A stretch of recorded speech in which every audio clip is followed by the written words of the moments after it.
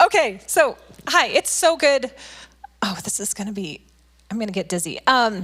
So good to be here this morning through worship. It was really great. Then I had to run out and go I found myself in the decor room. I was jumping and shaking because I had like so much energy moving through my body. I'm so excited to be here, but I've calmed down a little bit and I've done some squats, so I came back in feeling a lot better.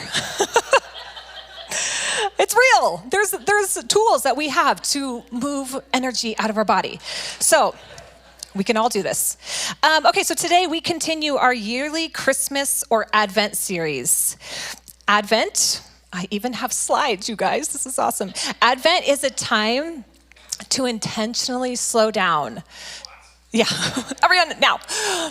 We did the 60 seconds, good job this morning, to recall and rejoice in the story of Jesus coming into being when hope, peace, and love took on flesh and bone. The Word, this is just a few scriptures, the Word became flesh and made his dwelling among us. We have seen his glory, the glory of the one and only Son, who came from the Father full of grace and truth. And then the one that we always know in this season, behold, the virgin will be with child and will give birth to a son, and they will call him Emmanuel, God with us. He came into this world and he is coming into our world today. He came in the flesh and he poured out his Spirit. This month, we prepare our hearts and lives to attune to and experience Emmanuel, God with us, in each moment of this Christmas season. But that's not so easy. To do that, our cadence must be his. Not our pace, not the culture's, but his.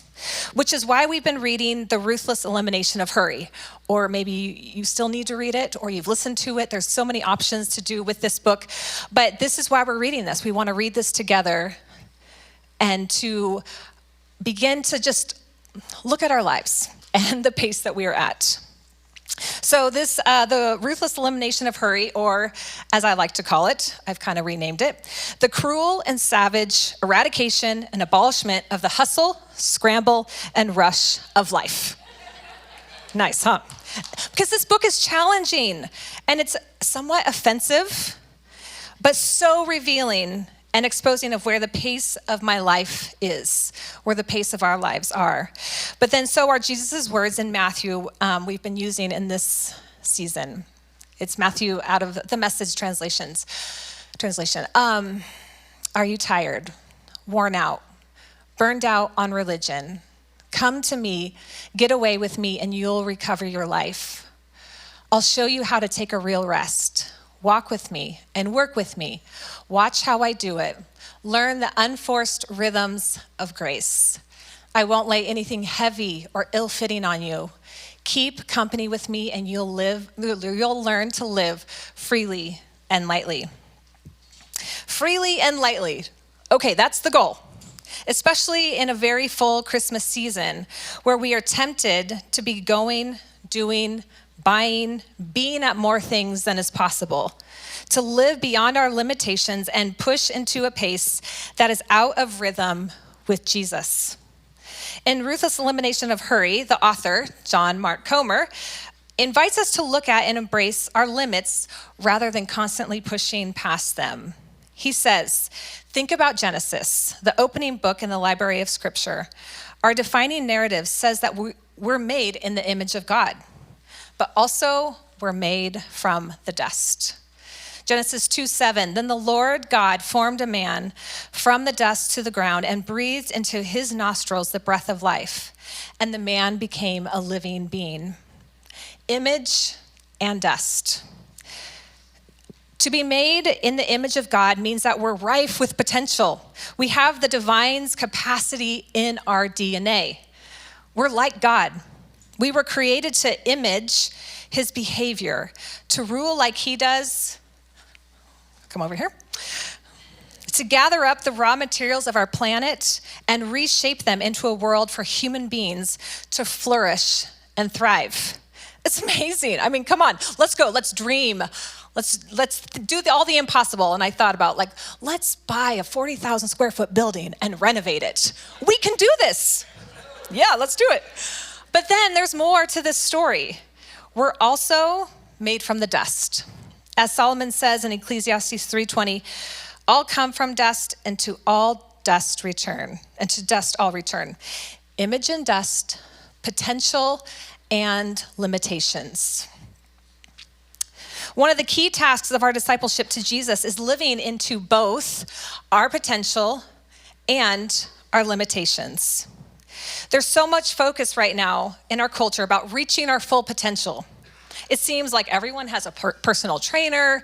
We all are on these strict eating regimens. We want a life coach because we want to reach our maximum potential or output. And I'm all for it within reason. Step out, risk it all, have faith, chase the dream. I mean, we all have those dreams in our hearts. We want to build into the future, but not if living to your best self or fully alive, as we like to say around here quite a bit, means pushing into performance, comparison, competition, rather than the outflow of your relationship with Jesus. We can go from God awakening us to live for more of who we are and what we were created for to a self-help, I'm just living my best life out here, that we can get there really fast, where the outcomes are based what I can do rather than what God wants to pour into me, and then out of that place flow out. So I was reading this book, I really felt, and John Mark, I'll just call him, pretend like I'm really close with him. He says that sometimes we don't talk enough about this in the church, of accepting our limitations. I mean, who wants to talk about accepting our limitations? We were made in God's image, but from the earth, the dust. God built into us this reality that we are not divine or immortal, but we are the containers for him. It says in 2 Corinthians, that we are jars of clay, that we are formed by him to be used by him. And so in 2 Corinthians 4, it does say, but we have this treasure in jars of clay. That's us. To show that the surpassing power belongs to God and not us. We can hold it, but it's not ours. We're just out. He can move in and through us. In the book, it says,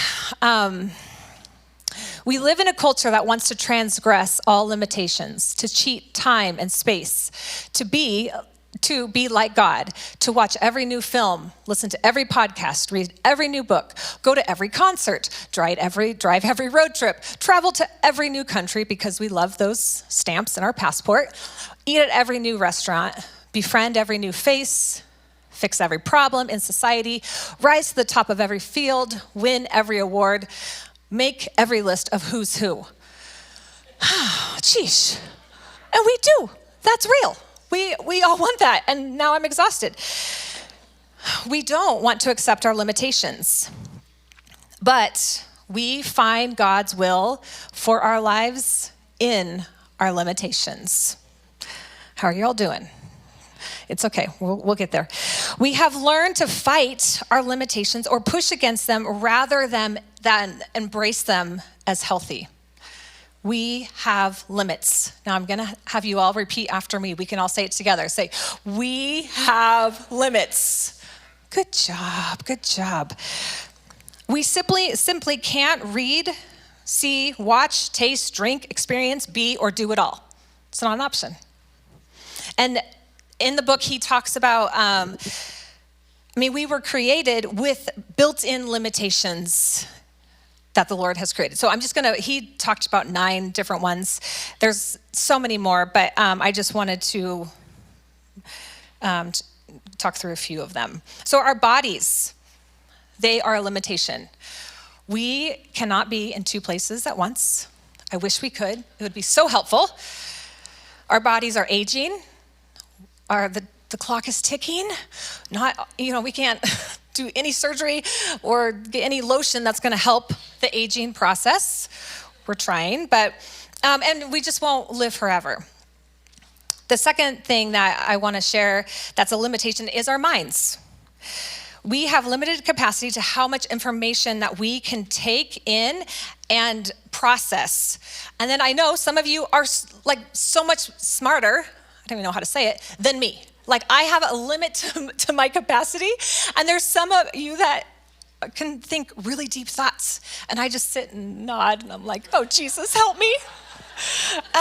So our minds are a limitation. I love my mind. We're all good. Personalities and emotional wirings. Of course, we know some of us are introverts, some of us are extroverts, and we all don't have the same capacity. And this is where we have to, well, with all these limitations, comparison becomes very real, where they're like, well, she can do that, why can't I? Or they do that, then I want to do that. So this is where we have to be very careful with comparison, because none of us are the same, and we have different limits. And then our seasons of life and responsibilities. Some of you are in college. Some are raising little ones. Some are caring for dying parents. In some seasons, we have very little to give away. And that's okay. We just have to embrace them. And as he shared in the book, and I was like, ooh, this is good. He says, as a parent, he says my kids, but my kids are a limitation in my life. So he calls them limitation 1, limitation 2, limitation number 3. And I'm like, I have a limitation number 4. I have 4 limitations that just are what they are. And this is not bad. Kellen, I love you. You're not, I don't see you as a negative limitation. But my kids, they cost me a lot of time, energy, attention. So as parents, this is okay, but we have to accept, yeah, we have limitations. So what if these limitations aren't something to fight, but to gratefully accept? Ooh, acceptance. It's hard. So life is a series of choices, of course. Every yes is 1,000 no's. Every activity we give our time to is 1,000 other activities we can't give our time to.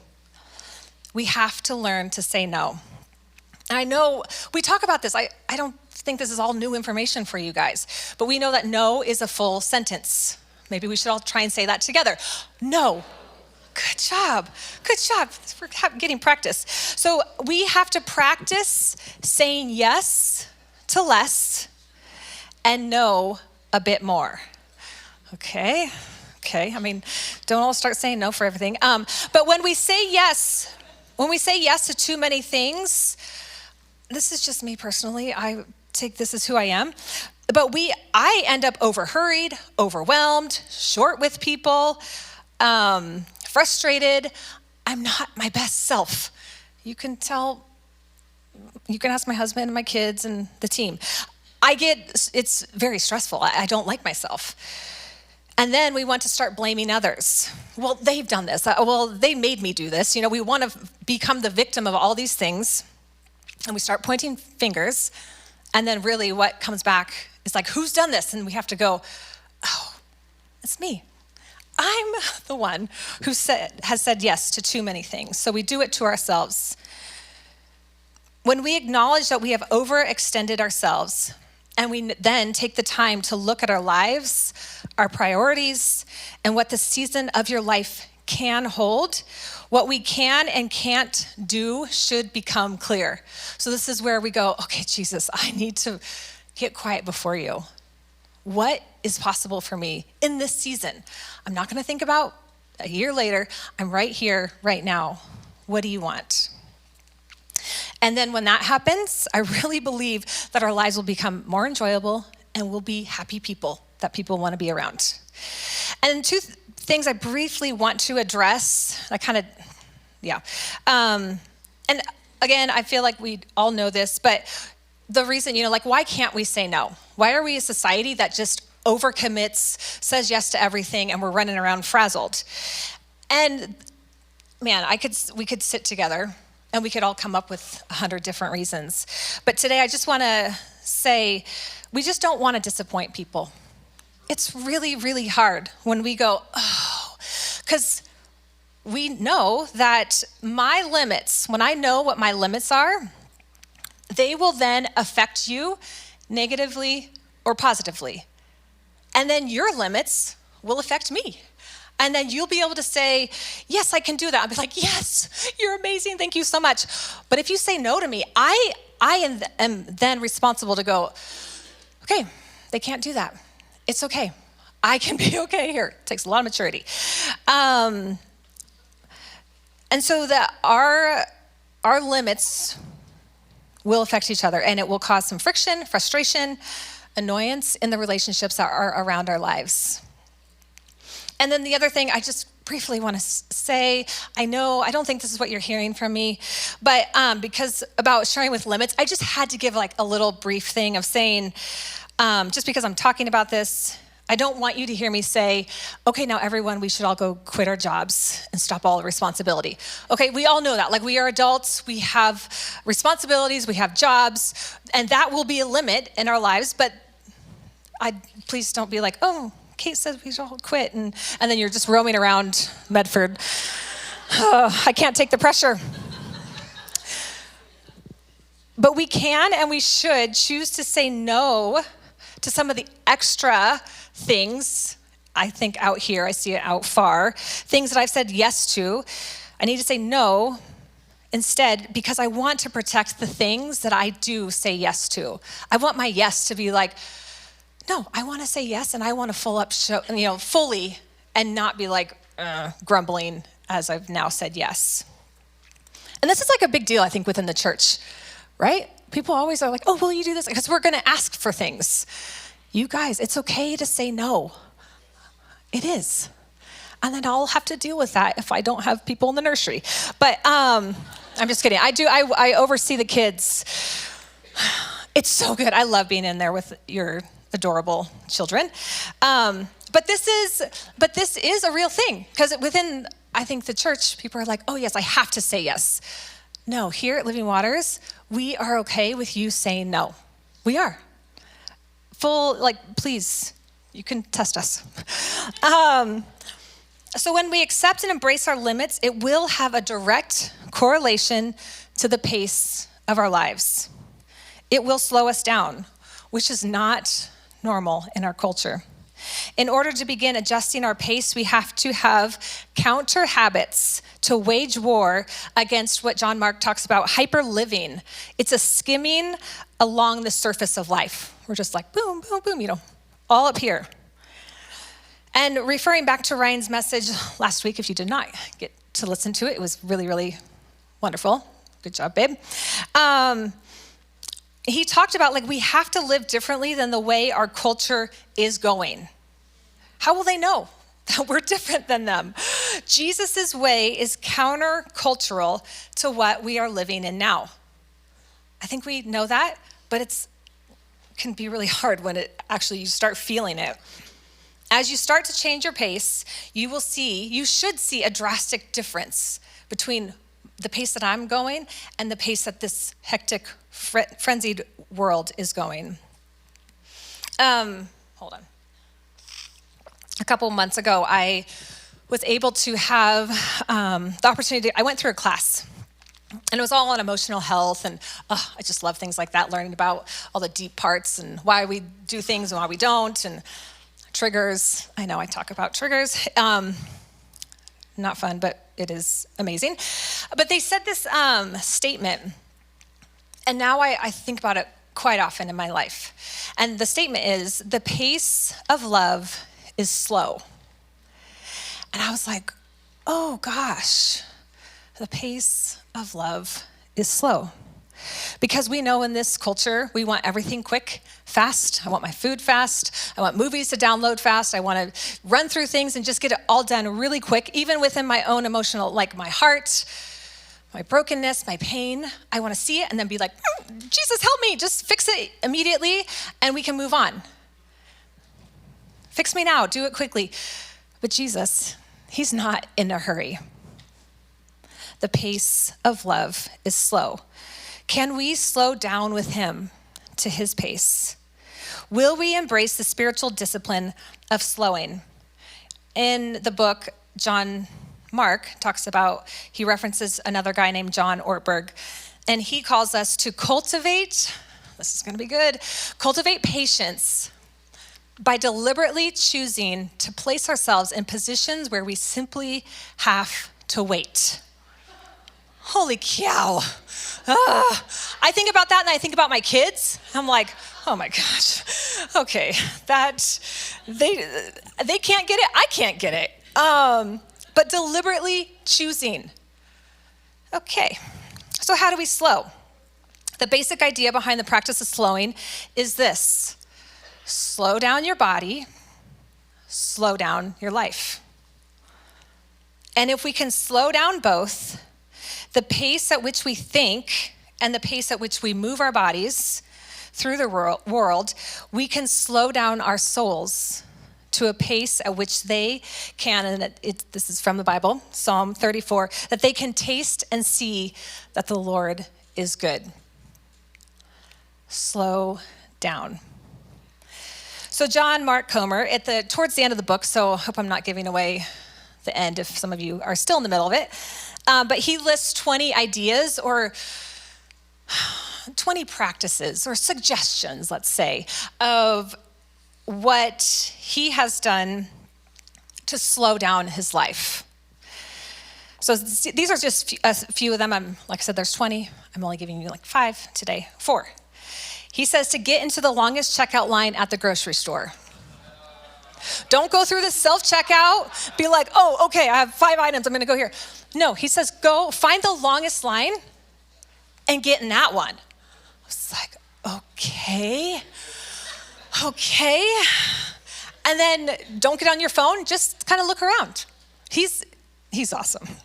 And then he says, keep off your phone until after your morning quiet time. So when you wake up, he even says, put your phone in a different room.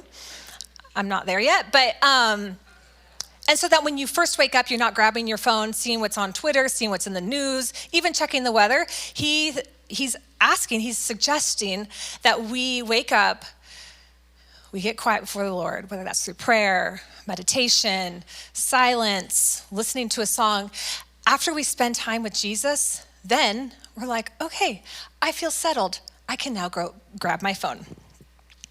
He talks about walking slower. I was like, what? This is, for our family, we all walk very fast. Ryan, he has long legs, so we all just keep up with him. I'm like, hey, wait. And then the other thing he says is drive the speed limit. He had a couple, drive the speed limit.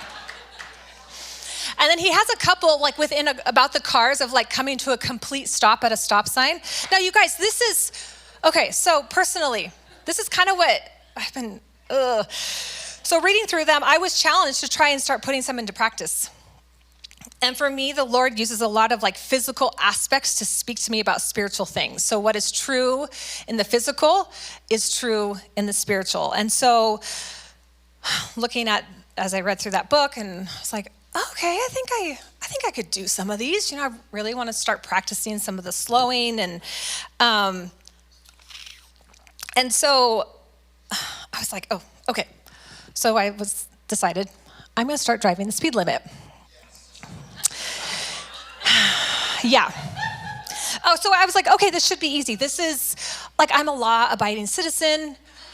I like to follow rules. So I get into my car. Now, I will tell you, I have gotten, I don't know how many, but I've gotten some speed tickets. And, you know, traffic tickets. And so this is a part of my life that I just get in the car and we just move. We're like, we are going somewhere. And yeah, because I'm usually always late. So I got in my car. I was like, okay, yeah, we got this. So I get in my car. And then I'm realizing, holy cow, the pace out here is crazy. People are driving fast. I guess I drove really fast compared to the speed limit. There's no one's gonna give me a ticket just for being honest, right? And then I began to really notice the speed limits. And I remember like one of the first days I took the kids to school, was coming home, and the Lord was like, drive a speed limit. I'm like, oh yeah, I'm gonna do that. So I slow down, and we live kind of outside of Jacksonville, and I'm driving home, and I'm like, wow, it's so beautiful. This is a nice pace. Like, this feels really good. I could honestly feel it in my body of just like, oh, this is really great. And then I looked in my rearview mirror. There were, no joke, like 6 cars behind me. I was like, oh my gosh. I like went to go start driving faster, and the Lord was like, nope, you are setting the pace. You can go the speed limit. He was like, you can do this. I was like, full-on conversation. Like, okay, I can do this. I took a deep breath, and I just put my speed limit down to 45, and I just started driving. I was like, okay, I stopped looking in the rearview mirror because I couldn't handle it.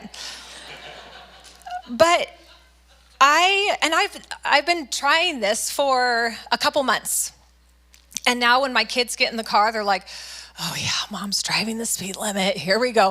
But this is, not only am I driving the speed limit, but this now affects how my time management at home.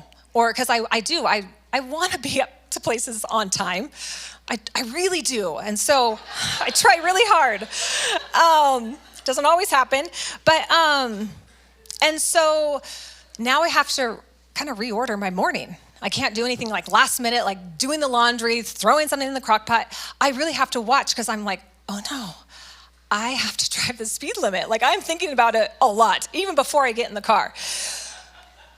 So it's been a challenge. But honestly, now I will tell you, I get in my car and I drive the speed limit. I'm like, this is so amazing. I'm not, like I said earlier, I'm able to enjoy things. I'm like looking around, keep watching, okay, 30. And the other thing with driving the speed limit is that you will know you start seeing those speed limit signs all over. I'm like, oh my gosh, there's one right here? I never even knew that. I'm like, oh, it's 25 here? I know, I'm sorry. I really am a good driver. This is just exposing a lot of, I guess, my not good tendencies. So now I'm like, oh, and you might think it's weird, it's silly, whatever. You ask Jesus what he wants you to do. But for me, I'm like, okay. And it's always an invitation of, hey, will you drive the speed limit? Are you willing to slow your pace down? And so I'm now like, oh, it's 25. Oh, and speed limits are set because for the safety of yourself, for the safety of others, school zones, we want to be very safe and go slow. And so it's been, I know, silly, but been such an incredible opportunity for the Lord and me to have lots of conversations. I need to go slow here. I'm now like, ooh, and then it's honestly really fun when it's 55. I'm like, this is so fast. This is awesome.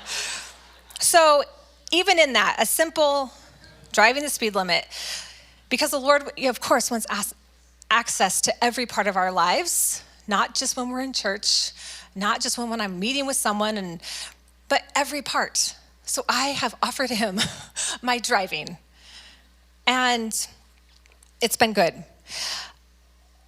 Along with that, I just for all of us to acknowledge the seasons that we're in. And for us, we do have 4 kids. We're leading a church community. There's ministries, there's events.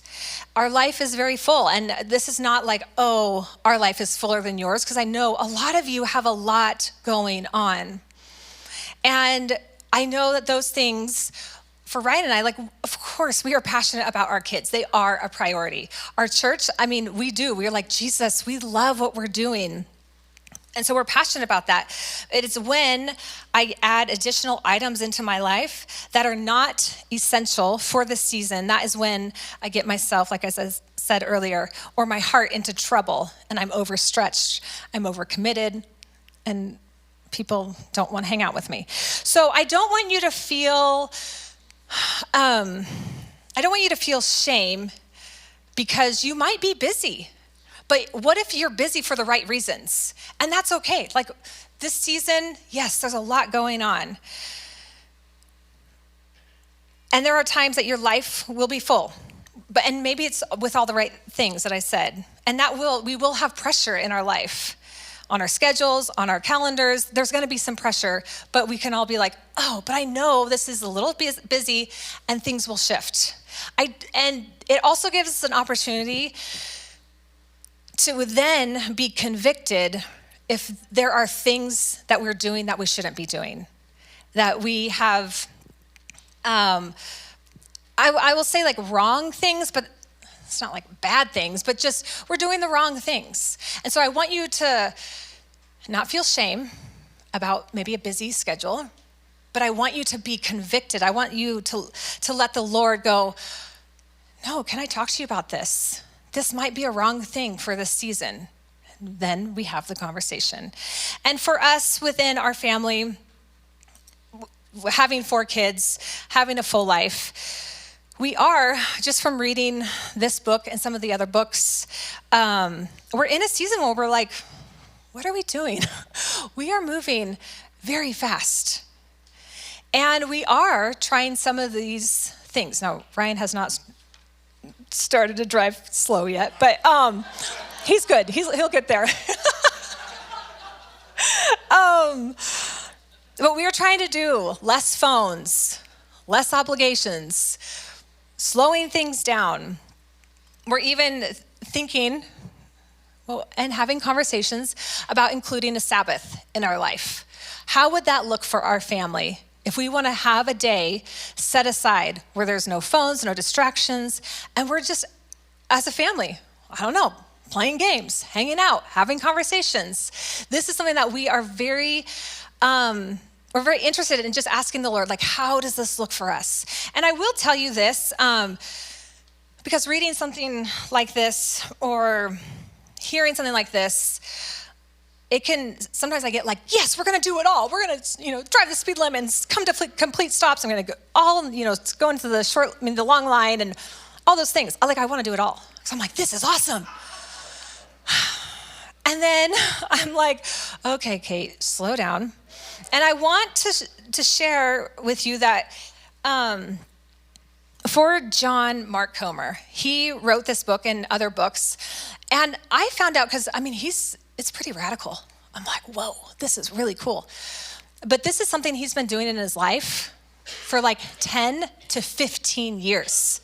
This is nothing that he wrote the book last year or 2 years ago, and he's just trying all the things. No, these are things that he has implemented in his life, but it's taken a long time.